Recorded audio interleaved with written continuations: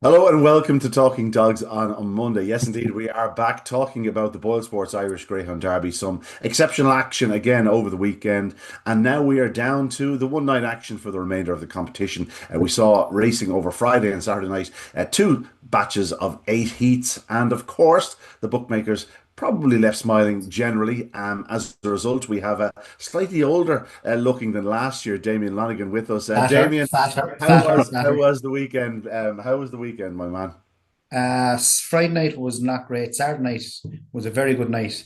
Could have been a lot better if proper RS wasn't fluked, but look, we'll take it.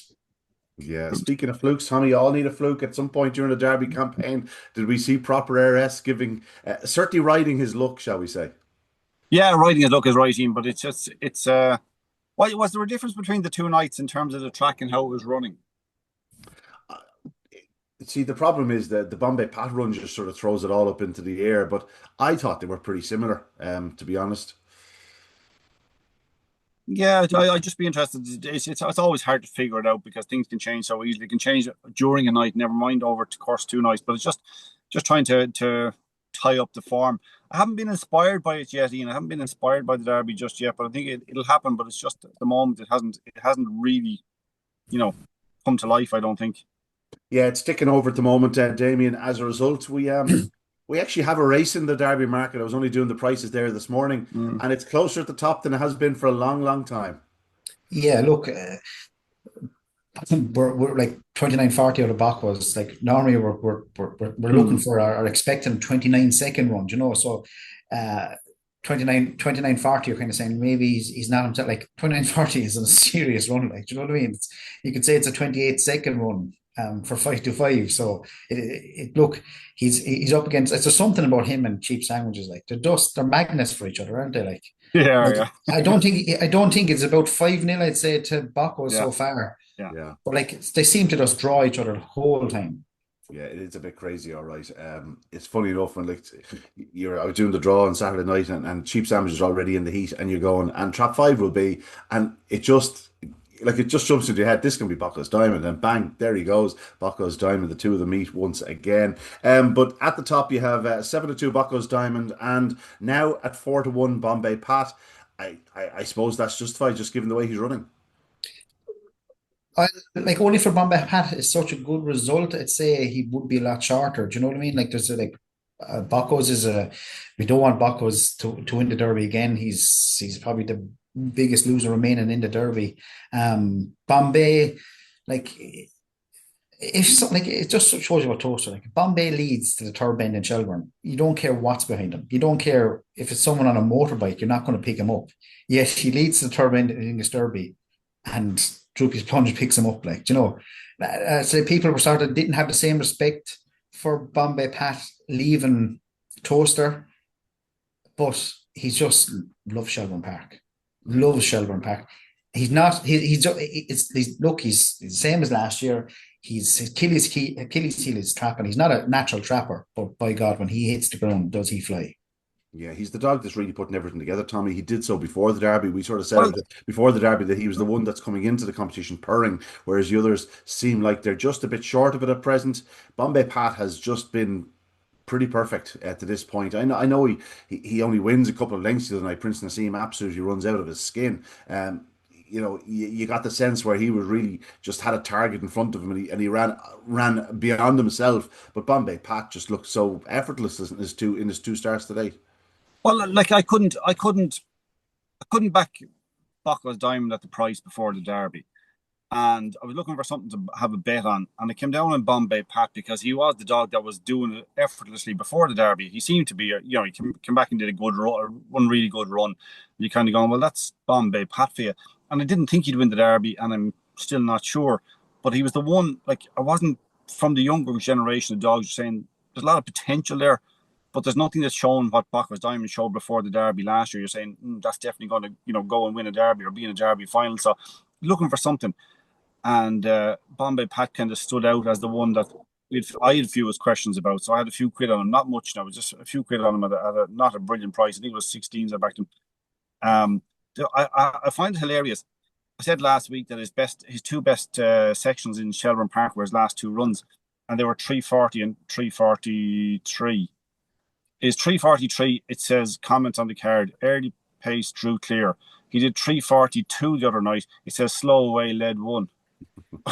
There was a few of the comments that were just sort of, I was left scratching my head a little bit with. But I text you, Ian, I text you straight after the race on Saturday night and said, what's the story? Is that stock right? I mean, I thought, is the track on fire or what's happening? We're going to be expecting like close to track records on Saturday night because of that run. It didn't look like a 29:17 run, and yet some of the runs later on looked almost as fast. And then you're talking about 29:40, 29:50s, and you're kind of going, I can't see the difference between the two runs. Luckily enough, it's not done on what I see. But what can you do? It's a Bombay Pat run. It's a brilliant run. That's what it is. It's Bombay Pat doing what Bombay Pat has been doing for a few weeks now, and probably can continue to do right to hopefully to a final. He was desperately lucky not to be in a final last year, so I think he probably deserves to be in an Irish Derby final. Whether he'd be good enough to win it or not, I don't know. But he does. Damien's right. He probably deserves to be favoured. I mean, I wrote in my report this morning about Bako's Diamond, 29:40 run. Like, it was every bit as easy as it looked, as an 8-length win should be, right, in 29:40. But like, it probably still doesn't silence the doubters who just came away from Toaster just thinking maybe there is a vulnerability there that we didn't think was there last year. It didn't silence everybody. It might have silenced quite a few, but still 29:40. I thought it'd be quicker. And like Damien's right in one way that it's a really, really good run, but it's also not 28:93. You know. Yeah, he it was routine. There's no question about it. But he still hasn't gone wow. You know, the same wow factor isn't there that was last year. And yes, he showed good early speed to get to the front, but I get the sense last year he'd have been two lengths further clear to the corner. I just feel that he just hasn't really just had to like go deep yet. And we're hopeful that it's coming, but at this moment in time, you'd fear that it mightn't come. Well, we're judging him against himself, which is like the track record holder. We're not judging him against other greyhounds. We're judging him about what we saw from him, which is the track record, and then the joint track record, which is two absolutely ridiculous runs in last year's Derby. So, like, the second one in particular, his semi-final run was as flawless a display from a greyhound as you'll ever see. And that's because our expectations of him are insanely high. That's why we're saying, like, if you know, that's probably is. I don't even know, to be honest, off the top of my head. Is that Bombay Pat's best ever run, or if it's not, it's two spots faster. He did 29:19 last year. Like, and we're saying, geez, that's an unbelievable run. If that was Bako's, we'd be saying, yeah, he's close to his best. We wouldn't be saying that's an unbelievable run. We'd be saying that's Bako's almost back to his best or very close to it. So we're not being fair to the greyhound in one way, but at the same time, you're looking at, do you want to back a dog at 7-2 to win a Derby? So we're kind of there's lots of ways to balance things out. He's still a sensational greyhound. If he never improved past 29:40 for the rest of his career, he's been a remarkable greyhound. But it's just in this Derby, again, I don't know what's going to win it. I get a feeling we could get to a final with a lot of great greyhounds and just an upset. It has that feeling at the moment. And I'd say I'd be as big a fan of Bako's Diamond as there is, but you have to say there's just tiny doubts about where he stands at the moment. Just tiny, not, again, because we're comparing him to himself, which is a ridiculous thing to say, but we're comparing him against his own best self, and he's just not there. This dog Tommy done 17, was it 87 or 84 or whatever? 1684. 1684, sorry. Like, that's... Yeah, that's like, I was down in Cork trialing with one day, and Farrell Bits done 1709 or 1710. And I came off the track thinking, I never ever in my lifetime going to see a run like this again. Like, this is like, for him to do that, like, he has to, he's there. It's there. I don't think it may just bring rustiness, but I wouldn't, as I said, like last year, I couldn't see the track record being broke, like, like 28, like, and he does 20s, like I said, you're comparing, you see these great horses, all these horses, these are winning and they're not being pushed far. This fella's pushed himself every night. I remember last year after every round, they were ringing me, people going, oh, his tongue was hitting the floor. Like, but he's given everything. This dog gives everything every night. Like, so I wouldn't, last say I'm not like 29:40. We were listen to Ali Bray's thing the other day. Bypass Byway done 29.42 in the Derby final, Yeah. and it was a run that we've never seen the likes before. Now they're doing it, and you're kind of thinking, it's only 29.40. Like, there's nothing to be getting excited about. I'll be talking about a couple of 29.40 winners in a few minutes who I was Yeah, mightily impressed with. It's yeah, just, as Tommy said, we are judging him against himself. And it's in many ways unfair, but at the same time, when you set such a standard, it's perfectly fair Yeah. as well. Where do you sit, Damien? Do you think we will see the Buckley's Diamond of last year? Do you feel he might be just a length or two off it? I think we will. I think we should look at Bombay Pat came back. He did a few races beforehand.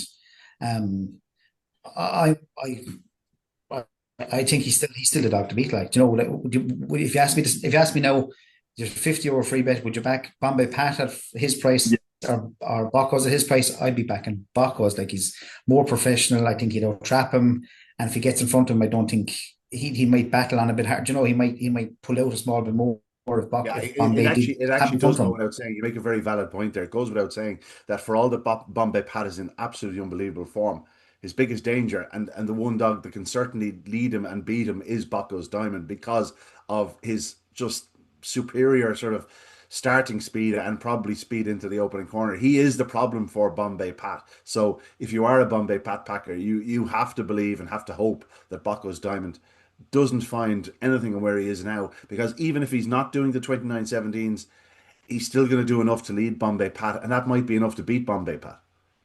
Exactly. Yeah. Like he said, he took. I know we're there. He was beaten the first night. People are saying he's not. He wasn't like spectacular second night. I'd take him. Yeah, But I like, asked you. I had. Go ahead, Tommy. well, I do agree with Damien on one thing, and I talk a lot about prices and odds and all that.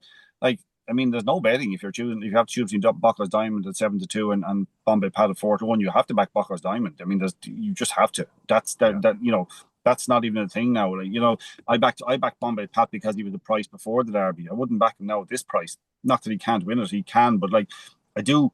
It's why I say I can see him going all the way to the final, and then there being an upset in the final. The reason being, if you have something that has that electric early pace that can hold him up at Bombay Pat, then you might open it up for something else to win. And if it happens to be Bacchus Diamond that's in the final, and Bacchus Diamond leads, well, good night, Irene. It's over. yeah. Damien, you did tell me because I was sort of caught unawares. Buckley's Diamond was 4-1 on Saturday or on Friday before his appearance. There had been notable support for him. I suppose people are looking at his draw, looking at what he had done in the opening round, and gone, this dog's going to take off. And all of a sudden, that 5-1 could look very big. So there was notable support for him at 5-1 into 4-1. There was support. Like he was actually. I see other firms. I couldn't push him after first. He was 5-1 before it started. He was still 5-1 after it, and then there was money all week because like they're thinking like it's his Epic Ace that he was only beaten by, and Epic Ace didn't not as if he turned second and left it there, he or just coasted home. He ran a big race there to finish second, like, and I think if he had to be in front, he might have done quicker. If Bakos happened to lead Epic Ace, he would have done a quicker time. But no, there was support. They were sort of looking, is he fit? Is he sound? And that race showed he was sound. So people are like, yes, we'll get on now at fives with a run under his belt. It was value at the time. And like, look, if he won the first night, he was 5-2 favourite. You know what I mean? So that's what they were. That's the angle people were coming at. Yeah. Yeah, a bit like myself, a sound fella. Right, we'll get into it. We might touch upon some of the developing stories through the Derby in terms of the youngsters that are starting to show a little bit. There were one or two performances of note. A couple of the ladies performed well once again. And then there was one or two dogs who stepped up in their opening round efforts and a few dogs that stepped back on their opening round efforts. Sadly, there were quite a few non-runners. Quite a few non-runners. We have to mention that. But let's get into the heats. The opening heat on the Friday evening went the way of Shanahy Boomer, Droopy's Patriot. It just didn't fire. There had been concerns about him during the week, and they certainly seemed justified. Tarzan Masai ran well in second, Lindy's Dream back in third. But I thought this was about Shanahy Boomer, Tommy, very much a return to form. I think it's safe to say that he probably does prefer a middle draw, even though he's an inside seed. I'd prefer to see him in 3 or 4 every night. I think I would too, Ian. It was a good performance, but it was like it all hinged on what Droopy's Patriot was going to do. He had looked one of the best greyhounds in the first round. You yourself and Kevin flagged it here last week that he came away tired after the run the last day, and he just seemed to leave its mark on him. It's a shame that he's not part of it, because he could have been a live contender in the outright. Without him performing to his best, it wasn't a strong heat. Tarzan Masai is a great yardstick and a really honest greyhound. But it kind of left the heat open. I'm sure that a lot of the southern crowd would have been backing Shanahue Boomer at what they would have perceived to be a good price, and it was a good performance for Kieran Lynch. He just popped out. I don't think Tarzan Masai never looked like getting to him, yet he never looked like not being second either. Just a good solid run, a really good solid run. I think he's a terrible price at 25 to 1 to win the Derby. To be honest. Yeah. Well, you have to blame the other man there, Shani Boomer. He's a good starter, a real professional. Ultimately, he was able to run in a maiden Derby after 20 career starts. So he's definitely stepped up on his previous form. He's a progressive greyhound, but 29.63 isn't going to cut it going forward. But a professional type, Damien. Was he one you saw a few quid for in the betting, in terms of the heat betting, because of maybe the doubts over Droopy's Patriot? Yeah, that was the hardest heat to price, like, because you were thinking on Monday, right? And we priced him with Droopy Patriot running, and we priced him with the view that he mightn't run, and if he does run, is he going to be 100%? But he was backed as if everything was 100%. There was no drift. He actually sharpened up in the betting. Getting back to Tarzan Massa there. I remember taking him out of the Derby betting earlier on in the year because I read that whatever injury he got. So I think Jeff Parnaby has done an unbelievable lot to get him back. I don't think he's anywhere near the Tarzan Massa we know of last year. But look, you're saying Shanahue Boomer. I think he was 3s out to 4 to 1. That was a good result. Kind of got rid of a lot of the accumulators starting off. Droopy Patriot didn't run anywhere near. So look, hopefully all is okay, and I'm sure Robert Gleeson will be getting to the bottom of him, and maybe come Laurel's time, Tommy, you'll get a good look at him below in Cork. We'll move on to Heat 2. It was won by Kusain Pickles, remarkably. She's a long way back in third off the second bend. Ballymacdanica sadly lost her action. She'll be retired now, and I'm sure she'll throw a few champions in the future. Seven Beach did everything right until about halfway, but around the third and fourth bends, just the wheels started to fall off. You could see he was coming back to the field pretty sharpish. Callaway 5 was his nearest rival, went to the front briefly, and then was chinned on the line by Kusain Pickles. Seven Beach. I spoke to Jennifer the following night. He's sore. He's sore in a few places. They've been machining him. They're hoping he'll be right by the end of the week. But again, just to keep that in mind, that this probably wasn't Seven Beach at his best. Probably feeling something on the run in. But as it was, he's still only beaten a head and a half length. Did everything right to the third bend, posting 17.16. But just the wheels did fall off somewhat at that point. Callaway 5 ran well in second spot. Kusain Pickles back in third. Kusain Pickles, Damien, she's one that's always popular. There's a lot of backers out there for her. We saw support for her in the opening round. She wasn't a huge price the other evening, so it was no real shock that she won. But it was when you consider where she was at the second bend. Yeah, look, she came back to start just a couple of months ago and does a 28.03 trial. I think Bako's maybe, or some other good dog trial the same night and wasn't within 3 or 4 lengths of her. But she's an aeroplane, like this Kusain Pickles. There is a flash break in her too. Do you know what I mean? There's some nights she can flash out and lead up. She's not doing that yet. She's not doing that.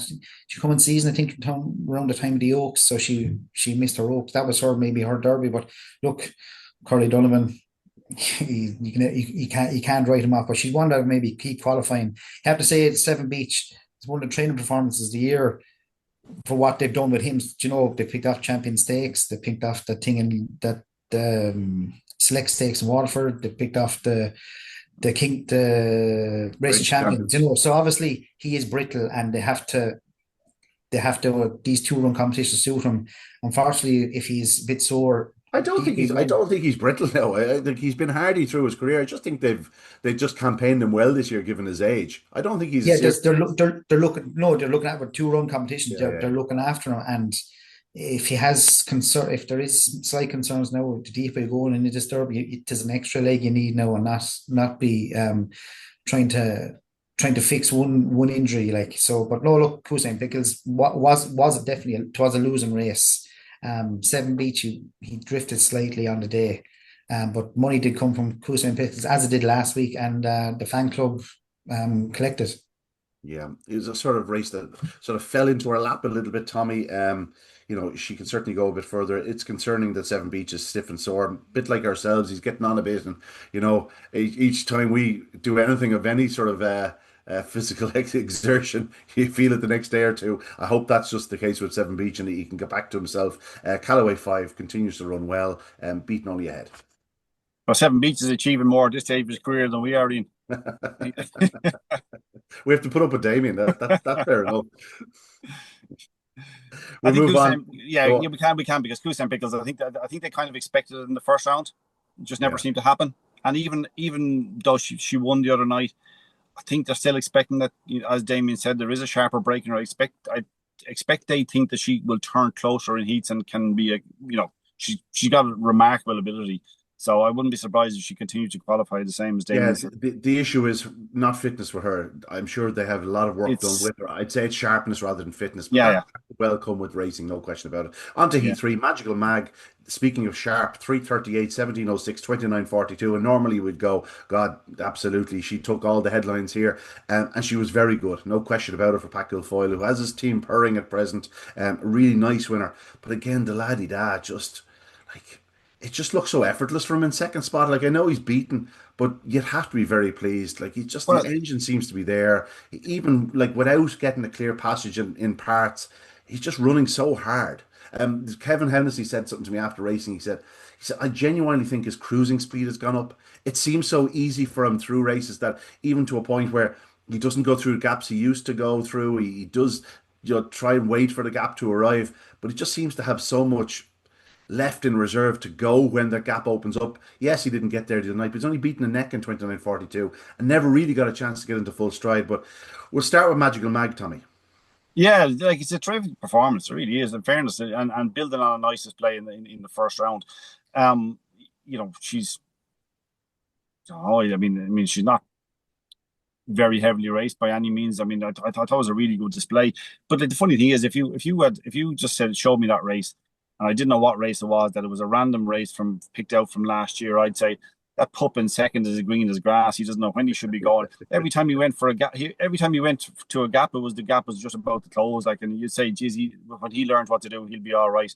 But it's the laddie da, so I kind of expect more of him. Funnily enough, the beauty is he's been a remarkable dog to hold his form as well as he has for as long as he has and been to every major competition you can think of and performed remarkably and won an English Derby. He's and yet he can do all those things and still look like he's learning about the game, a bit like ourselves, Ian. Yeah. Every day's a school day. Isn't that right, Damien? Damien, fully enough, this was one you got wrong beforehand. Magical Mag was in around the 2-1 mark. She came in for sustained support. She was eventually returned 11-10, 11-8 to Laddie Da. The market was right, but like you could run this race 20 times and it could be 10 each. Yeah, look, glad that he just he wins. You know, when he does win it, he doesn't do anything flashy anymore. He does like when he won the consolation derby final last year. Like he just his class won it for him. Do you know what I mean? And same thing here. He was lucky. Like he challenged Magic Mag at the third bend. If he got through, he would have won. You know, I think. But look, Magical Mag. She come on. She won. Was she winner of the Galway Derby, or was it Galway? Was it Yeah, Galway Derby earlier in the year? Galway. But that form seems to be standing up. We had Epic Ace in that final as well. The laddie, the laddie dies. He's just an old warrior. Do you know? I'd say this could be the last throw of the dice. This year will be the last throw of the dice for him. He reminds. I know he's won an English Derby, right? But he reminds a bit of a Ballymac Wild. You know, he's Yeah. just Yeah, he'll perform. He'll perform to the best of his ability every night. Do you know? A hardened individual. Yeah, I think we're underplaying his class though. Like I really yeah. oh, Oh, do. look, Like he he's just all seems to class. move with so much ease through a race. He's like he And could have won yes, the English yes, Derby this he year. he Very doesn't easy. like he doesn't like to go through the gaps anymore like he used to, or even what he didn't really have to do in his first sort of when he first started. He had that flash start. I'm sure there's still a flash start in him. It's just a case of, but it was more important to him to just pick his way into the back straight. And once he's in the back straight with in contention, he's going to be qualifying. He's going to be progressing, and most nights he'll probably end up getting up and winning. But it just looks easy for him at the moment. That's all I'm saying. Dual Derby winner very, very easy. Like, and Yeah. dual English Derby winner very, very easy. But he's look, I'm sure when eventually he does go to stud, he's going to be very, very popular with the breeders too. Yeah. Third there was Ballyhooly Bruno. It's noted. I noted that he didn't really, he didn't stay on that strongly into the escape. So I would suggest that they were in a rush back with him. I Yeah. hope that that's just the case. That its fitness is coming week and week. I thought he caught the eye in the opening round. Thought he ran okay the other evening. I hope that there's still better to come from him. Because we know how talented he can be on his night.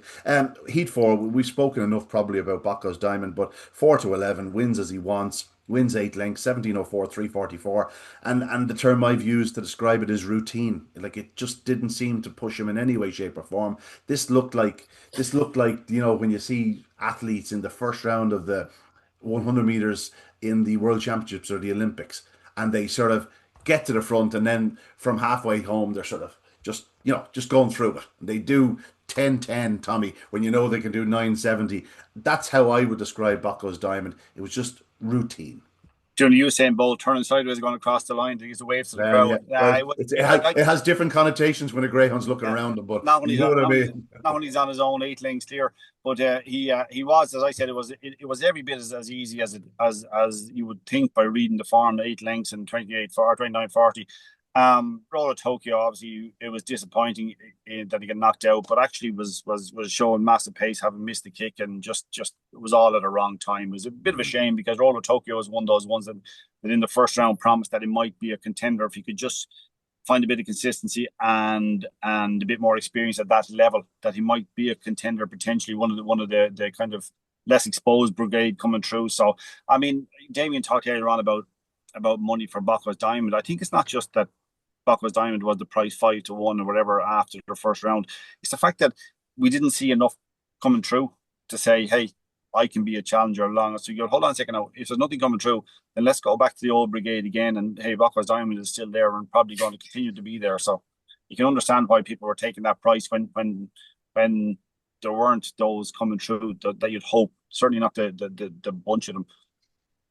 It's What we haven't mentioned about Baco's Diamond, just a matter of interest, just sort of, it's not that it just dawned on me, but it's something I meant to say.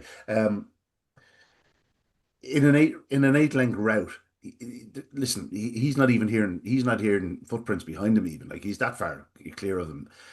What we did notice the previous week when Epic Ace did go to the front, he rallied. He showed a competitive instinct, and when he is in hotter company, will that bring out that competitive instinct bring out more in him, shall we say? It's very hard to produce your very best when you're out on your own. Certainly Yeah. in other sports you see a pacemaker or whatnot, but this fellow doesn't often have a pacemaker. But if he has dogs on his heels, like, he'll surely dig out more, Damien, and we'll see him go quicker. Are you trying to say there's a bit of a question mark over is he going on strong enough No, for no, you? I'm Is not that saying no, not in no shape, I'm only joking. shape or form. But you I'm know only yourself. joking. Yeah, Like, no, for the very, very best to bring out their very best, they need to be taking on dogs that can, really sort of put it up I to would them. say, like, if he on Saturday night, like if he turns a length in front of cheap sandwiches, which if all being equal, that's probably will happen.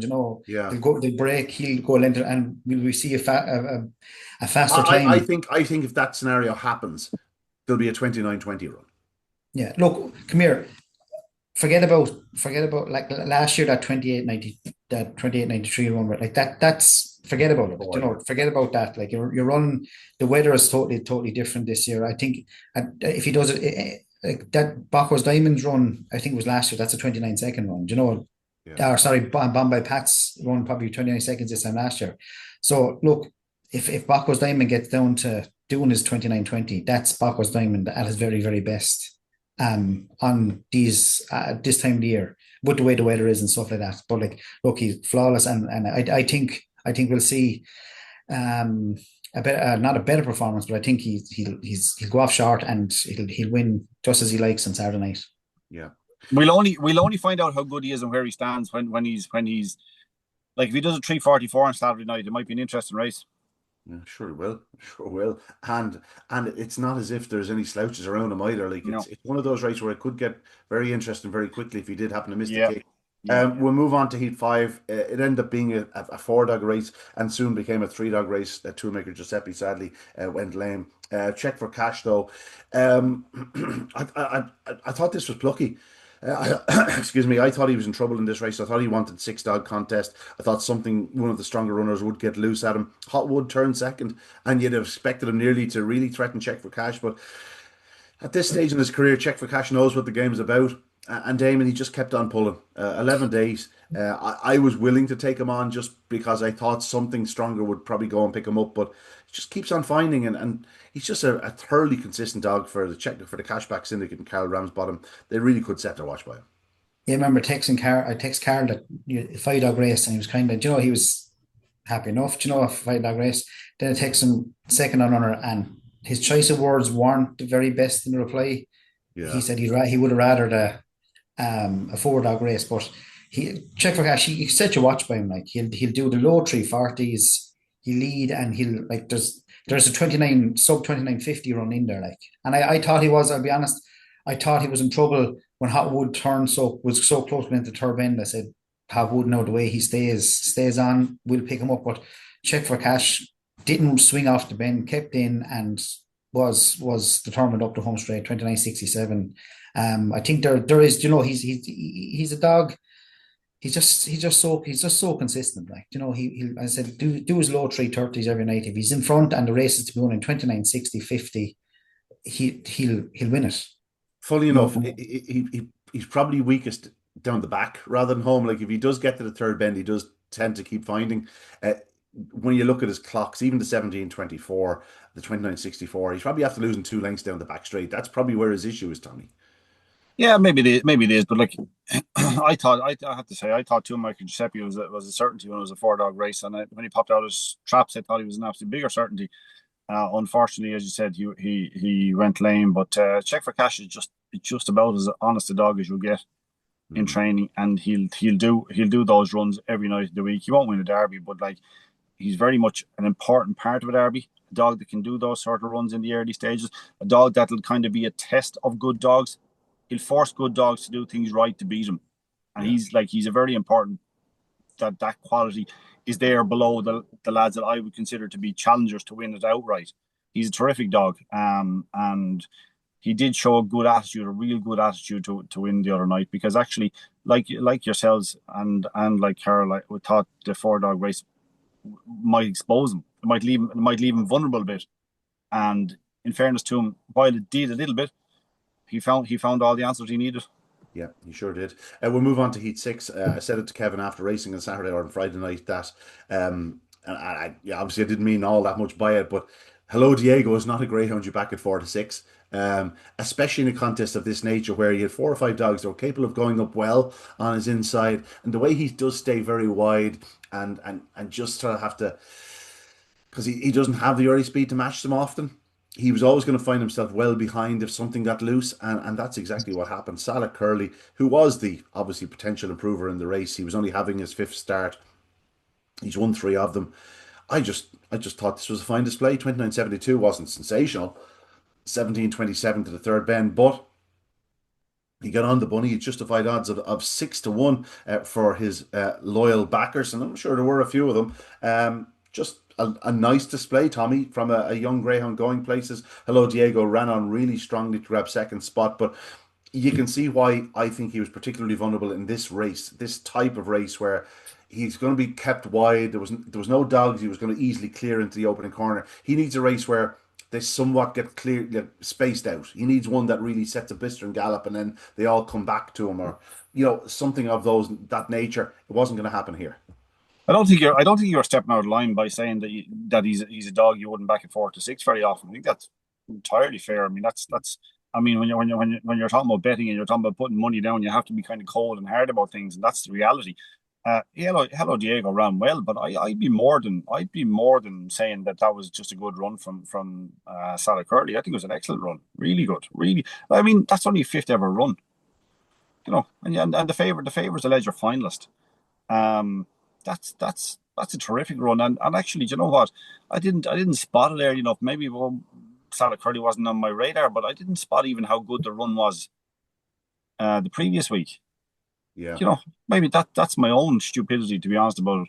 I just didn't spot how good it was. That's terrific, and there's no reason. Like, I mean, obviously with 5 runs under the belt, no reason you won't find plenty more I mean, take 20, 30 spots. It might be too early to say Sally Purdy can win a Derby, or it might be too much too soon, but it's a hell of an effort. Yeah, no, he's a nice dog. He's going places, no question about it. Of course, a half brother to last year's finalist, Sing Along Dolly. Mm. So it's in the family. And he is stepping forward each and every night, Damien. I'm sure he took a notable cut in the market. Any idea what Salad Curly is at the moment? Delacour, I think he's still is it 40s, 40s or 50s? And off the top of my head, I'm not sure, but there was a lot of support for him in the opening round. Yeah. Do you know, there was a lot of, and I just, not that I couldn't, not couldn't see it. I didn't know much about the dog. You know, he was withdrawn out of Mm. the final one race day. He was in the draw for the Puppy Derby. He never ran. Next thing, just get in the Derby, and with so little experience, you're kind of going, where's this support coming from? It wasn't just someone sitting at home fancying him. Obviously, there Yeah. was Yeah. some kennel support, and look, they just they picked it wasn't as strong last week. We can see why.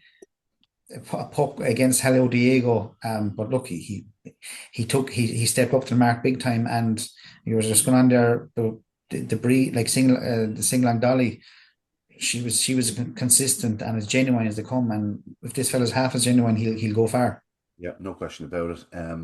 On to Heat 7, we're going to have to speed up a little bit. Solo and Go, speaking of speeding up, I had a tricky enough draw, but he made absolutely light work of it. 335, razor sharp, Tommy. There's no question the 550 yards stretches him, but he had enough to hold on from the 25 to 1 chance. Danzig Rebel, who in the last 40 yards seemed to make up lengths. It was remarkable. He wasn't in contention, and then all of a sudden he's in a photo. And back in third was Oriawali, who was in a battle for the early, he needed probably to lead Solo and Go as it was. He's not beaten that far. He's beaten ahead in the neck, 29.75. Didn't happen from Ballymac Axel. Brickhill Moana was a huge price after a good effort in the opening round, but a good victory for Solo and Go. Again, I still think he's next year's dog. He's tremendous early speed. He's a dog I could see rocking up down at the Laurels perhaps, but he did what was needed on this occasion. Yeah, it'd be interesting to see what way he goes. Can he strengthen up a bit and be a 550 dog for next year? He's not quite a 550 dog at the moment, as you said. He like a lot of early patients, he gets it. He gets the trip. It's a trip that invites you to get it as well in Shelbourne Park when the track is in good nick. But there's a lot to like about him. He has that lovely early pace. He's not entirely consistent at traps yet, which suggests to me that there's more to come from him, plenty more to come from him when he becomes a bit more professional in that department. We talked about it before. He's brother to Ballymac Tibet, who stays very, very well. What's he going to be next year? Will he end up going for the Sprint Cup? Or on the way back to the Derby next year? I don't know. I don't know what will be the plan with him. Ballymac Axel it was disappointing for connections, obviously. Tommy says stumbled at traps. I can't quite remember, did he stumble at traps or what exactly happened there, but just never got going. And after a terrific run in the first round, it was just a shame that he didn't qualify, because we do need these. I know it's word Murtlahi, but we do need these kind of UK Raiders, to be honest about it. But the winner's not going to be winning the Derby. It's too much too soon. But I'd be interested to see how he develops. Whether he's more emphasis on speed, or he can actually develop into an all round dog that can be a top class 550 dog next year. Interesting to see, because he's a fine prospect. Yeah, any money there for anything, Damien, except for Oreo Ollie, who obviously came in for strong support. Yeah, he was the back dog even after the honor came out. He was the back dog in the race. Look, he ran an absolute blinder the week before. Just didn't really happen for him the last night. But so long ago, he's a dog you want to stay in. The Cliffords are sort of drawing some attention on social Yeah. media, so the longer he stays in, the better. Yeah. Clifford's will gain a lot more social media over the next coming years, I'd say. It hurts, my wallet's worse, I scarce know what to do.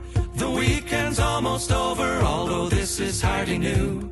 The time was almost worth it, my life's a constant fight. It's because of this that I am now a victim of last night. Moving on to Heat 8 and Trap 6 cheap sandwiches. This was a red hot contest, there's no question about it. It was the hottest contest probably of the round. But as it was, just with the makeup of the race, Cheap Sandwiches had a great draw. He was sent off the 5-6 favourite and unanimously bolted out of trap 3. And Cheap Sandwiches just ranged up to him, took him off the second bend, and that was that. Wins by 5 lengths. Brudge Pal actually ran on strongly to grab third, or second. He ran a hell of a race at a huge price, 33 to 1. Carrick Skulls, he didn't take the flyer. Epic Ace didn't take the flyer. Epic Ace showed all merciful pace into the bend and all merciful pace down into the third bend. Got done on both occasions. You can see why he's the type of dog that Bako's Diamond had trouble with. He is incredibly fast, Epic Ace. But again, the trapping was the issue there. Himself and Carrick Skulls, he bumped early. But Cheap Sandwiches, Tommy, he 29.49, you're probably right. The track probably on the first night was running that fraction slower. When you look through the times, some of the, like even the likes of Sarah Curley seemed to do everything right. 29.72, like you would have expected that to be a 29.50 run. This looked better than the 29.49 run, and maybe it was 10.15 back, but very pleasing from Cheap Sandwiches. I'm sure his many fans will be delighted with that. Yeah, like if you were to isolate form and say, okay, time is one thing and form is another thing, you say this was a savage run. This is, the way you said, like, unanimously, Leo has big early pace, and the way he kind of just brushed him aside from the second bend, around the bend, and just to go assert. I said last week there was no love from him in the market. He was around about a 16-1 chance. If you like him, if you still like him, I know he's got a tricky draw next week. You still like him. He's a price. If you think he's going to get back to the dog that finished second in the Derby last year, you're getting an opportunity. That's the one thing I say about the betting this year. If you fancy last year's dogs to maintain their kind of superiority, you were getting prices that were there. They were there for you if you wanted to take them on any of the dogs. But that be Bako's Diamond, Bombay Pat, Cheap Sandwiches, any of the dogs from last year, the Laddie Da. I think Cheap Sandwiches was. He definitely stepped forward. It's not perfect yet, but there's still a bit of a style to that run because, as you said, Ian, it was a hot heat with depth in it. Carrick Scalzi, unfortunately, as we had predicted, had a bad draw for a dog that was going to be edging left out of traps. And, there wasn't, you had unanimous Leo who has early pace in 3. Epic Ace can be hit and miss in that department. Cheap Sandwiches was going to take advantage around the outside as Carrick Scalzi went in. It was a good draw, but it still took a good performance. So it wasn't in fact, it was a pretty predictable heat, but still a stylish performance. Yeah, very stylish. You've cut him, Damien. He's down to 12-1 now. I'd stay still a few nibbles at that price. Yeah, look, if you want a dog that you can take that get into a Derby final, quarter odds first 4. If you get he's going to be hard to keep out of the frame every night. I said he's so professional. As he's meeting Bako's Diamond, I know the next night, but Cheap Sandwiches, if Bako's Diamond wasn't around, Cheap Sandwiches would be the dog. He would be the dog that would be cleaning up. But unfortunately, they're around the same time. They're in the same kennel, and he's just I say just as his nightmares about Bako's Diamond, doesn't he? Cheap Sandwiches. But look, as I said, he's ultra professional. He's the most genuine dog out there. The way he won the Dundalk International, from where if someone said that when he won the Dundalk International, you think he flashed out and won, led all the way. He come from behind to win it. He's not a one-trick pony. No, he's not. When he's on this sort of form, when he should win, he makes it effortless. He just does make it look effortless. And this was a hot heat, and it was easy. 5 lengths, 29.49. He got toasted. I still can't figure out how that dog was fourth in that final. Even if I only watched the final from the last bend home, I still can't figure that out. We should probably stop using the term toastered, though. We'll move on to 8-9. We're not going to talk anymore about Bombay Pat. We've spoken about it. Just 1-5. He won as a 1-5 chance should. He's now 4-1 clear second favourite. Enton had him Princeton Seaman, Ballymac to bet, Tommy. Ballymac to bet, we know how good he is. He's a good yardstick, 29.55 in defeat. That shows you where the crack was. Like that, he'd do that every night of the week nearly, or even faster. So, he didn't flash out and get the clearest of runs that he has been getting. But at the same time, he was, he wasn't ever stopped in his run at any point. Look, if you've backed him each way, it was 6 places. You're going to be looking at those sort of performances a couple of times in the next few weeks as well, thinking that's all I want. I'm happy enough. Let him trot away. Let him not do things right, and hope that on the night, if he gets to the final, that he can pop out and put himself into a better position. He's not going to lead many Derby finals with the early pace that's in the competition, but it was a nothing exciting performance, but it was perfectly solid. If you're in terms of looking at the bigger picture of if he's a Derby finalist, that's a great achievement for this year because he's a dog that can improve. Yeah, no question about it. Princeton Seam ran a hell of a race, David. Yeah. I'm sure Kim and Pat are more than happy with him. Oh, definitely. Like he's doing 29-30 in defeat. So that's I'll be honest, I didn't think he was capable of doing that one. And I'll be honest, I hold my hands up saying over in Toaster, he was running blind. You know, he was running blind, and I'm thinking to myself, geez, like in Shelbourne, when he was running in Shelbourne, he wasn't this type of dog because he was running massive races His in Toaster. previous best for the trip was 29.80. Yeah, So but he's done full a 7 seconds 29. faster. Yeah. He's done a 29-30 run. So like I'd say he's given um Kim Bergen and fair bit of excitement down there in Watford, and he's um look, he's going to be, if he keeps doing, and he's not going to do 29-30 every night. Like, you know, if he keeps qualifying, he could give him he could keep the dream alive for another couple of Yeah, weeks. absolutely. Three good qualifiers in Heat 10. Priceless Romeo is the winner from Blast Off Heffo, the other wild. Hackney Corner took a step right, took a bump. I'd say picked up a muscle injury because he didn't show anything really to halfway and then ran on strongly in behind. Uh, pro- I'd say he picked up a little niggle. He just didn't perform to his best. There's no question about it. But Price's Romeo did plenty right. He's always been a fast dog, a homebred. Obviously, Price's Jet out of Price's Opera for Paul Hennessy, and of course his longtime friends Brian and Kathleen Murphy. A lot to like about how this dog run. Obviously, the other wild got loose at the head of affairs, but off the second bend, I felt there was only going to be one winner. Price's Romeo. He had checked off the opening corner, had to go around Cushy the best off the second bend, and once going second, it was always a case of he was moving with sort of purpose. Took it up between the last two bends and went on to win by a length and a half in 29.63. Blast Off Heffo again ran on really strongly. We saw how consistently strong he is through the Ledger, finishing third in that classic. He ran well in the opening round, ran well again here tonight, and then the other wild back in third. The other wild just isn't back to his best or anything like it, but still showing one or two signs. I I'd say think. there's a lot of people looking back at that heat going, hoping that he get knocked out. Because by Mm. God, he's a dangerous dog in that derby. And in terms of the early pace that he has, he's doing 3:44s in the first two rounds. And I'd say if there isn't a low 3:30s in there, I'd be amazed. He's got untold early pace, Mm. and you know, you say he's not back to his best or where of the potential that he showed or hasn't yet realised the potential he's shown. But like he's entitled to want to improve it. The longer he stays in that derby, the bigger a danger he is. I don't think he's going to win it. Don't get me wrong that way. But by God, he has the early pace to cause trouble in any heat. You know what I mean? He could really force dogs to work hard and to get around him and everything else. He's not staying properly yet.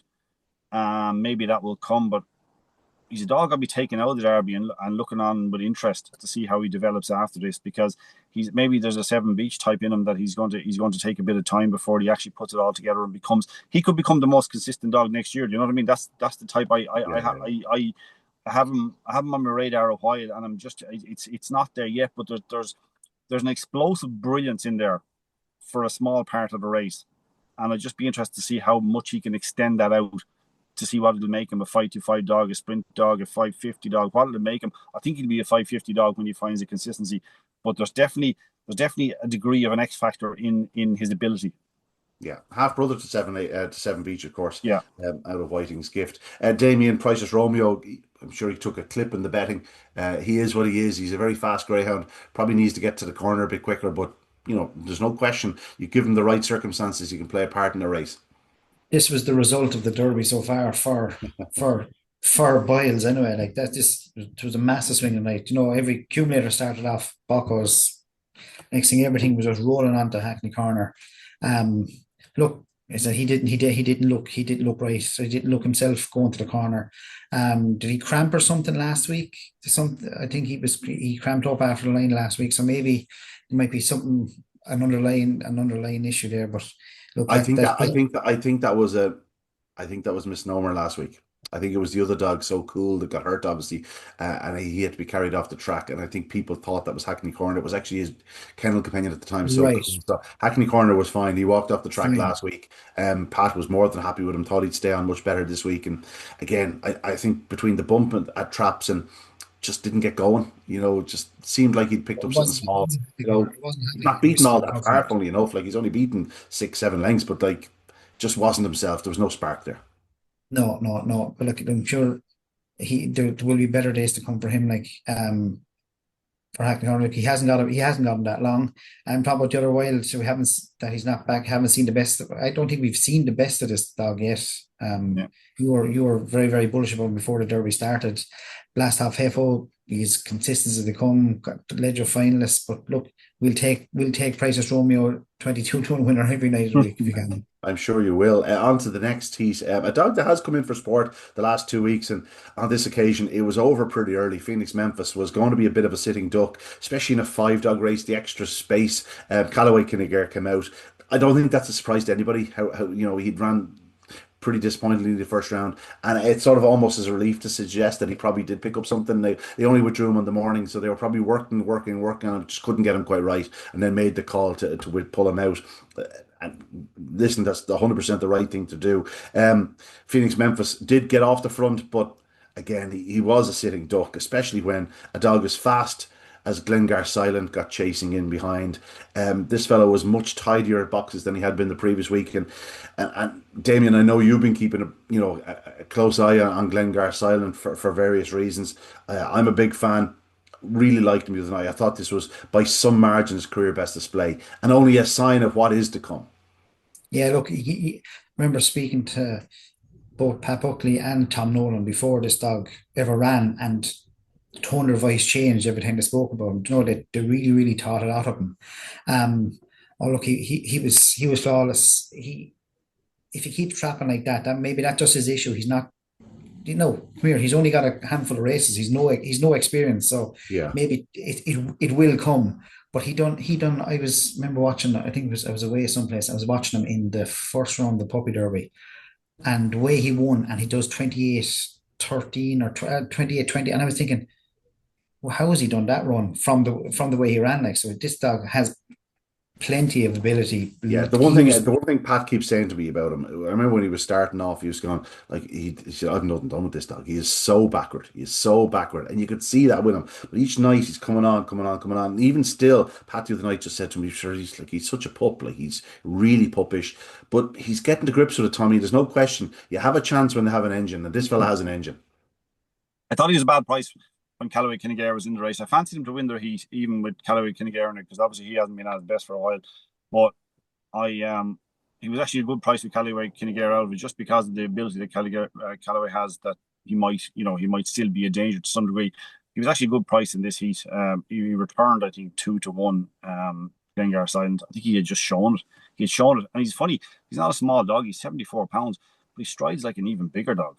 I like that. I really like that in a dog of winning experience. I like this is it's a 29.48 and a 6 length win. It looked every bit like that. I like the performance a lot.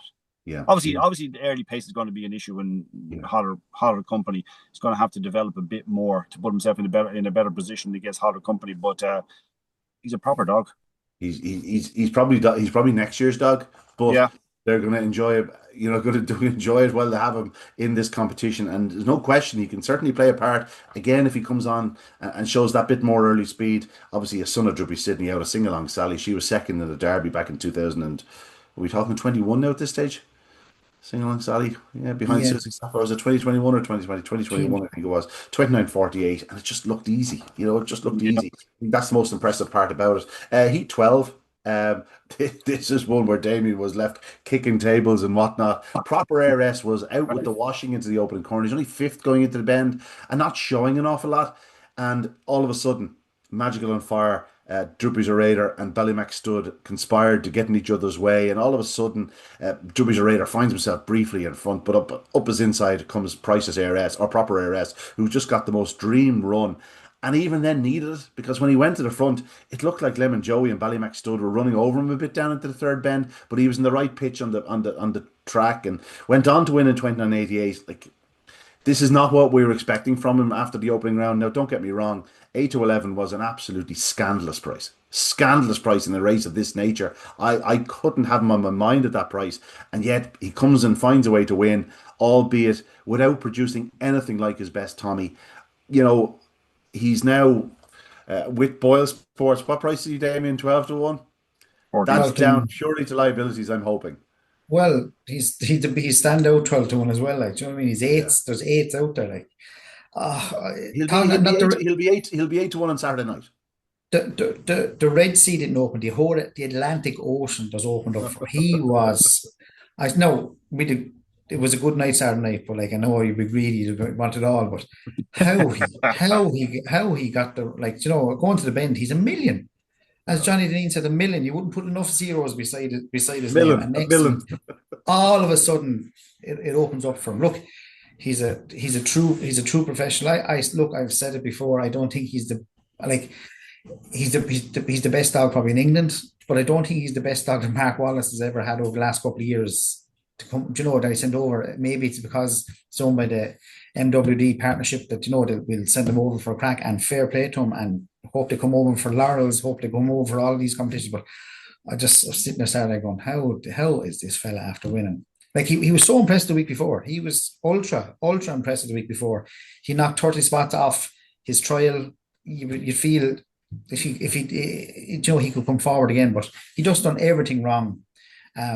Look, it's great for the Derby to have him in it, but I mean, I can't see him. My concern isn't to the corner. That can happen, Dogs. You missed the kick, and it was a good race. Like there was some real talent on show here, but it was when he got left in front that Lemon Joey and Ballymac Stud. Like I personally think that Ballymac Stud was probably the most eye-catching dog of the entire opening round. I thought he ran a huge race in defeat, or second round, should I say? I thought he ran a huge race in defeat. He's a dog that I wouldn't mind maybe having the nibble on in the anti-post betting market. I couldn't even consider having proper ARS in my mind now after what I saw from the second to the third bend. Even home, like he's left in front. He's doing 17:33. He comes home in 17 or 12:55. It's not good enough, Tommy. And it is worth remembering that he did 29:45, looking like he was only in third gear in the first round. Like we were probably, it wouldn't have been any surprise to us if he'd flashed out and done 28, 29:25, but he didn't, and it was a struggle. Well, I was disappointed with him in the English Derby. I thought he could be a player in that. I think you kind of have to be if you're going to be anyway competitive in Irish Derby. I don't fancy him. I didn't fancy him from the Derby beforehand. I still don't fancy him from the Derby. If he's 8-1 anywhere, I mean, I don't know what it must be liabilities, as you say. Ballymac Stud is the eye catcher you're talking about. He's very much like the other Wild. There's an explosiveness about his ability that we're not yet seeing. Like 347 and 343 you're not going to cut it, or whatever they were. I think it's two sections. They're not going to cut it, but you do get the sense that there's a 340 or 330, mid 330s in him as well. And when he does that and finds that bit of consistency, he could be up there with the best dogs in the country. Yeah. He could be Ballymac Stud. I likened his run the other night to, and I'm just looking it up as we speak. I'm likening his run on Saturday night to the run of Lenson Bako in the second round of the Derby the year he won. Finished third behind Phil McDonough and Magical Bale. And that night I went, we've seen a different side to this dog. There's something special about this fella. And I think Ballymac Stud, I'm not saying he's going to be Lenson Bako or he's going to win the Derby, but I'll tell you something. He showed in defeat again the other evening that there is an awful lot to come from him, and he could be anything. He's not going to win a Derby unless he finds a way to do the 340s and whatever the section you need into the bend to follow it up into the bend, which I think he does have that. He has it into the bend. That's not a concern. But he's not going to win Derby unless he finds that fairly quickly. It's like the Derby is every bit as unforgiving as it should be. Yeah. You shouldn't get away with mistakes. Proper Eris got away with a mistake the other night. You shouldn't get away with that, and very very seldom you do get away with it. But Ballymac Stud, I mean, I don't know what price he is, but you'd want a big price at the moment because we know the ability he has, but there's nothing in it so far that said he's put it together or he's ready to put it together. You're just hoping that the next day, like if you get into round 3 and he doesn't put it together and he finishes third again, looking a little bit unlucky that he didn't lead and whatever else. There's no point in backing him to win a Derby. The time is running short now. You've got 4 rounds and each one of them is eliminator. Like you're just, I have him in the same camp, the exact same camp as the other Wild, very similar type of greyhounds. And this lad gallops like a big dog because he is a big dog. He's 77 pounds. I like a lot of what he might be in the future, but I don't know that it's going to be this Derby. I really don't. I think he would be a great addition if he did pop out next week and do 29-30, and we'd say, whoa, we got a dog here competing, for a Derby. I think the Derby could do with that. I think the Derby could do with him or the other Wild or doing something like that. But I just don't know that it's just too much too soon. Yeah, we'll see. We'll see. It was only his 8th start, there's no question. Yeah. But dogs of this nature with sort of limited enough experience have a decent enough record. You know what I mean? Well, like I like him a lot more now than I did in the unraced, or that he was in, or not the unraced, whatever the competition was. He was in there 6 weeks ago. I like him a lot more now, even though he's been beaten twice. I like him a lot. He's definitely down on the have to follow. Yeah, no question about it. We haven't even mentioned Lemon Joey. Go ahead, Damien. Do you know anything? Was around this time there was a deluge of rain, and cambers on bends. Maybe the inside just wasn't running as quick at the time. And I think the next race, when we go on to it, I'll see what your opinions was. But maybe just that time there might have been a bit of wheel spinning. The way tracks are, camber. Gravity, rainfall, goes to the inside. It's a good point. No question, it's a good point. Like all in all, again, we're not dismissing proper ARS completely, but better is needed, and there are obviously reasons and excuses can be given for it. But just we'd like to see him doing what we know he can do, because if he doesn't, the next night he's gone. Well, do you want 8-1 proper ARS or 12-1 cheap sandwiches? Is that a serious question? You know what I mean? Like I'm just saying we're saying because the reaction is too much. Yeah. Well, cheap sandwiches will be 9-4 on Saturday night. Proper RS could be 6 or 8-1. You have when you say Lemon Joe, you haven't really touched much, but he ran I thought he ran an amazing race. He's after running hard in both rounds today. You know what I mean? And he's not flashing out and they're doing nothing right from the front, but he's just running hard in defeat. He's a dog that could continue to progress, Tommy. Would it surprise you? Yeah. For the finalist, I think I have him down as. Okay. On to Heat 13. Trap 3, Barefoot on Song. Speaking about speedy starts, like at this point now, you're talking about the rain, Damien. At this point, it was coming in sideways. Like it was absolutely bucketing down for about 20-25 minutes. And this was the worst of the conditions. Balnabola Joe, if you want to get a 4-9 chance beaten, this is how you get him beaten. Just didn't seem to get his toe into the corner, just couldn't get going. Loses a bit of ground on the bend. Barefoot on Song, meanwhile, is after flashing out from Trap 3, an Easter Cup finalist earlier in the year. She does everything right out front. She does 29.90. She's coming home in 12.65. Just tells you how the conditions were, but wins well at 5-1. Balnabola Joe showed all sorts of pace to chase her home in second. Don't get me wrong, it was a mighty eye-catching display from him in defeat, but he was a 4-9 favourite. We were expecting him to win pretty comfortably. He's going to need to find his trapping boots. He's going to need to be more consistent in the early yards. There's no question he has the engine. We've never doubted his ability, but just going to have to put it all together, Tommy, or else he's going to go down as an expensive dog to follow. Yeah, going to have to put it all together is right, because that was you could ask for draws and heats in the second round of a derby, and you'd really pick that. You know what I mean? For a dog of his ability. So the fact he didn't convert it is a bit disappointing. He'll have to. The only thing is, we know he can put it together. We know he can, but it's just in recent times, it's just been a little bit inconsistent in that. So, look, in terms of if you want to back him to win a derby, I think he's got to show me more. Yeah. Barefoot on Song is the litter pups on the ground. Damien, they're about a year old. She's performing well. But this is one of the races where I wonder, was she stuck in the mold? No, Balnabola Joe, absolutely. So was he 8 lengths behind the one side, 6-8, and he does. Yeah.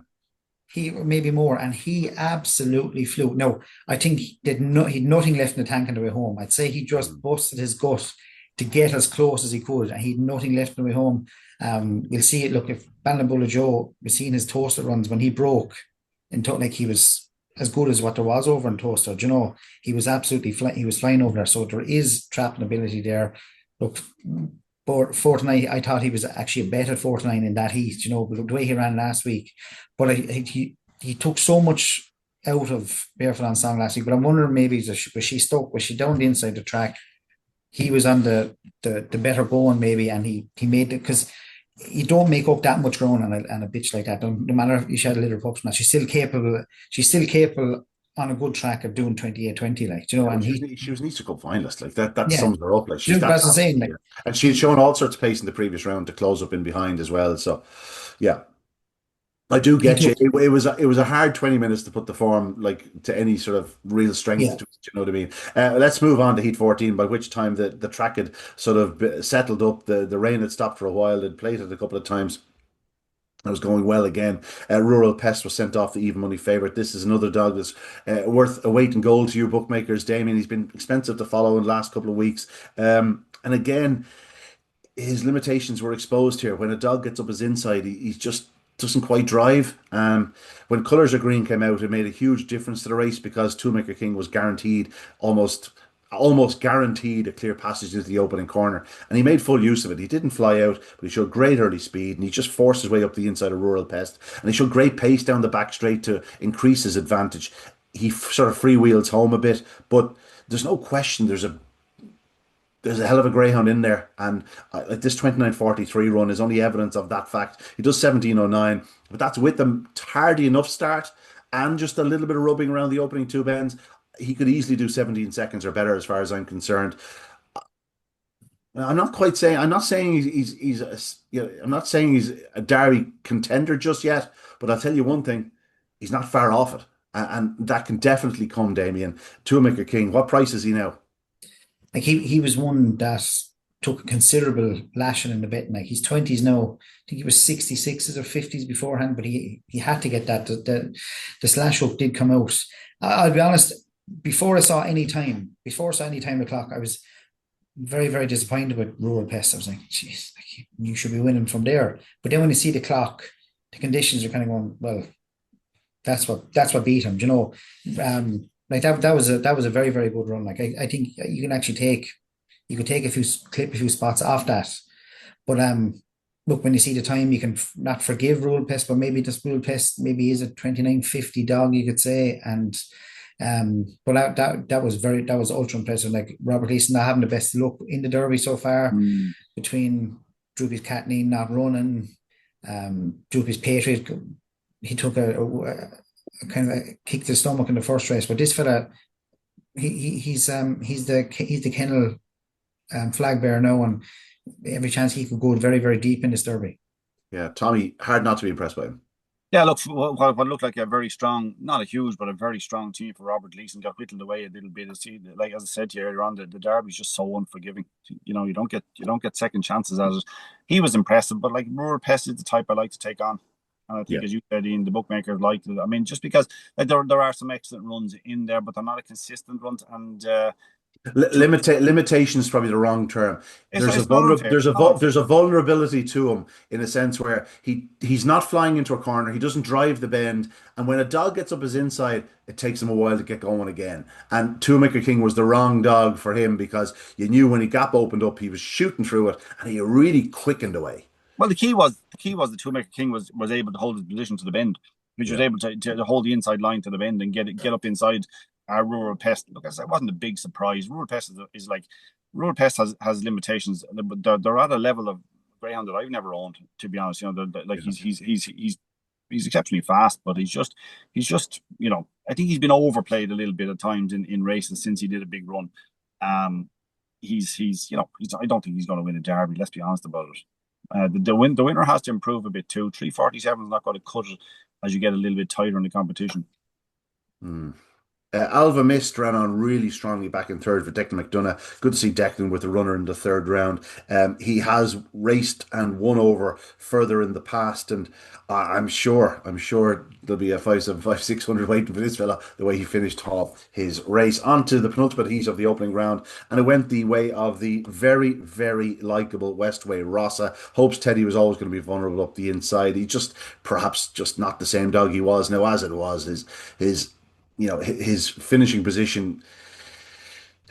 It's exaggerated in a sense where when Westroy Rossa took him between the last two bends, she really cut the nose off him. He was forced to check his stride and all of a sudden lost further momentum. Magical Sapphire went second, but Westway Rossa, having turned second, was always going to be the one to beat. She went on to win 2.5 lengths. She saved ground off the last bend in 29:61. Magical Sapphire again ran well in second spot. High View Plan stormed home back in third. He really does look like he wants much further these days, but you know, this was about Westway Rossa, Tommy. She was just at her likable best. She's now 13 from 27. There's nothing wrong with that. I think we have four bitches winning heats in the first round. I think we had three in the second round. And there were three different bitches to the four that won the first round. Westway Rossa, yeah, like I would gauge the run more on the fact that she was able to beat Magical Sapphire, 2.5 lengths. I think that because it's hard to gauge it on Hope's Teddy, even though actually, to be fair, Hope's Teddy showed all the early pace again, and Westway Rossa was able to kind of track him around and take over at a good spot. So, how powerful the run is, I wouldn't gauge from Hope's Teddy. I gauge that from Magical Sapphire in behind, who ran another cracking race. Really likable display. Really likable display. Obviously, just tougher tasks ahead, and in a funny way, even though it all depends on Hope's Teddy not being at his very best. It was an ideal kind of a toe into the race for a greyhound. Yeah. With a dog like Hope's Teddy, who has that electric early pace, is probably not going to be in your way, but you're going to have to go around him, but like it's going to be a couple clear around the opening bends and let you find your position in the race before you have to make the move and that sort of stuff. So I liked the display. I really did. Yeah. Damien, I'd say it was a few quid for Westway Rossa. There was, but it was a good result because the late money did come from Magical Sapphire. She wouldn't have had to draw. Hope's Teddy too. They came from the inside thinking that maybe he'd lead, but all of the major stuff was on Magical Sapphire. But they left behind him. Westway Rossa. Look, she's consistent. No, she's very, very. She's won over 525, 550, and she won over 575. I think, Ian, that she. Yeah, she has. She's Yeah, a 30. There's a 30, 90 yard run for 575. So look, she's there. She'll keep qualifying. She probably has a bit more early pace than the likes of St. Pickles. But look, she went off 15 to 8. There was a bit of support for her, right? But look, she's one that we hard to keep out of the first three. She probably, when we go to reprice the top pitch market, she'll be one that'll be floating around near the top. Yeah. Heat 16 went the way of Magical Keith. Fast Away always led. Traffic in behind. Droopy's Deploy got loose and ran on really strongly. But Magical Keith, he was due a turn. He was due a little bit of luck. He'd been picked up in his previous two starts, and this occasion held on. Again, the 550 yard stretches him, Tommy, but he's got a lovely turn of early speed. And if you have one of the early paces in the Derby, he's not a dog you want to see in your inside. No, and he's one of among those three or four that you really don't want to see, and like one of the ones that you don't think will probably win a derby, but can be a player in any heat. Droopy's Deploy, and no more 50s. Not that surprised with the run. I just was what it was. You say it was crowding at the first bend, but it wasn't enough really. No more 50s is still as green as grass. There's ability there, but just green as grass. Yeah, costly to follow for me anyway. Magical Keith. It was just professional, wasn't it? Oh, like he's another very, very lightly raced dog. Yeah. Loads of early pace. Actually, the worst losing this race by far was badly behaving. Because like she was 25 at one stage for a 4-dog race, but she needed all the trouble in the world. But because she was such a big price, that means she's such a big loser. Droopy to Play ran very, very hard behind Magical Keith. It was some move by Robert taking him over to Newcastle for that puppy competition, because when he came back here, he didn't run anywhere near that ability in say the Con Kirby or since. I think he's only won one race since coming back. But look, he's still there. He'll still keep qualifying. I'd have Robert Gleason too. I'd still rather be on Toolmaker King. But Magical Keith, typical Guildfile runner, fast away, always led. And look, there's probably. Maybe he does whatever he does in this year's Derby, Magic Keeper. He'd be dogged maybe for he like Guildfile has some team of dogs for Puff for next year, say, and all has a similar style of running. They're all early. See, Magical Major won below in Limerick on Saturday night, and then Luca is running rings around dogs in Romford. He'll win that puppy thing going backwards. Yeah, he looks very, very special, no question about it. That's 16 heats done. We won't have time to go through the second round. Or third round. There's no point. We'll just have a quick mention of the heat. Heat 3. Danzig Rebel. He was 25 to 1 the last night, 20 to 1 the previous night. He's going to be 50, Million. 50 and 66. Proper ARS in 2, Prince Nassim 3, Barefoot and Song 4, Bako's Diamond, Cheap Sandwiches. Just given the trapping ability of Barefoot and Song and Prince Nassim capable of trapping. Bako's Diamond want to be doing things right. Cheap Sandwiches is outside. It's an intriguing contest, but again, all eyes are drawn to the bottom pair with interest in Proper ARS and how he runs, and what sort of price do you think he'll be, Damien? Like I know you haven't priced it yet, but he's going like he is. Now, Tommy, this can be clipped and used on social media, right? Yeah. Now, Damien, what price do you think Proper ARS will be? Well, the inside ones you can take whatever price, whatever you want. Like the Prince Nassim done 29.31 last week. He's probably going to be 20s. Like, do you know what I mean? Yeah.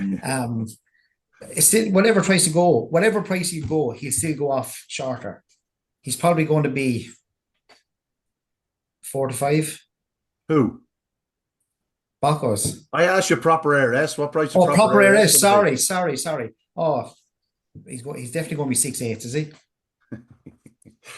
Tommy, Bako's Diamond, Cheap Sandwiches, Proper ARS. It's a cracking race. It's something that you can sort of focus from our point of view, you can start your report or your preview just around that heat and then work your way down and around. Yeah, I mean, I've made cases for Cheap Sandwiches about 3 times in the 5 meetings, and I've been wrong every time. So, I don't know if there's any point in me making a case, even though there might seem now there might be more of a case to be made, but they both kind of step forward. Bako's maybe not as massively, but Cheap Sandwiches definitely stepped forward from the previous runs. Even winning the Dundalk International, it was workmanlike and yet somehow impressive to win, having not led. So there was something good about that performance, something more about the dog in that performance than there was previously. But then, yeah, like, I mean, how many times can you say the same thing and be wrong every time, like, and continue to do it? I mean, I've tried to think that Cheap Sandwiches might be able to turn the form a couple of times in Toaster, and I just got it wrong every time. So, I mean, Tommy, in horse racing forms, it's like Acceleration trying to beat Frankel. It's not going to happen. It feels very much like that, and yet I'm in the foolish position of thinking it can happen again. But I'm just going to have to tip Bako's Diamond, because there's only so many times I can look like a fool with the same 2 greyhounds. So I've and I do have to say, like, I do think Cheap Sound just stepped forward nicely last week. He's not always a dog that's always blown me away. You know what I mean? I've not always been impressed, but I really liked that performance last week. And yes, I'll have to tip Bako's Diamond, because if he pops out in those 29 seconds and, like, you look like the biggest idiot of all time, the problem with you for Cheap Sandwiches is he's ruthless in his efficiency. He's never looked as brilliant as Bako's Diamond. Yeah. But yet, if you look at his overall form, it's not far behind him at all. He's an exceptional greyhound, but just again, it's probably not as flashy, is what we're saying. It's only a length in a Derby final. Like, it's, you know what I mean? You're a length away from winning an Irish Derby and being the dog we talked about. So, yeah, they must be sick of each other. I'd say Graham nearly thinks, yeah, well, where are they? Yeah, they're probably drawn together again. I'd be sick of it. Yeah, and they'll probably just avoid each other around the. Well, I tell you, that'd be first and second into the back. Well, I'd be fingers crossed here, Ian, because I tell you what, like, they have managed to do that so far remarkably, because I think they've been in 5 and 6 every time. They have managed to do it so far, and please God, they do it again, and they'll have a clean run, and we'll get a result, whatever the result is. The 2 of them qualify, and let a good qualifier with them, and we'll continue to strengthen the Derby for the latter stages. Yeah. That's it. Thank you, gentlemen. Damien, lots to look forward to. You'll be busy updating markets, pricing heats, blah, blah, blah. It's been a busy market for you? Been a busy Derby? Yeah, I've been very, very busy. Like, and normally the first, second round, you'd say to yourself, if we come out level after the first 2 rounds, we're fine. We're actually in front, so we can kick on for the next night. You hear that, Tommy? You hear that? You see the smile? He's already counting his bonus. Gentlemen, a pleasure as always. We have the BOYLE Sports Irish Greyhound Derby to look forward to at the weekend at Shelbourne Park, the third round, the first night in the competition where it is all the remaining competitors in action on the one night. Stick around after racing. Kjol will be playing at Shelbourne Park. Very well respected band, very decent band indeed. They played in the Late Late Show earlier in the year. So stick around after racing on Saturday night at Shelbourne. Don't forget to check out Barry Drake's podcast. Like and subscribe us here. That'll help the algorithm, as they say. But that's it from us this evening. Again, my thanks to Damien Lonergan and, of course, the exiled one, Tommy Lyons. We look forward to seeing you again a week from now. Hopefully, we'll be talking about some brilliant performances in the third round of the BOYLE Sports Irish Greyhound Derby. Good luck, good evening, God bless. This podcast was brought to you by Greyhound Racing Ireland.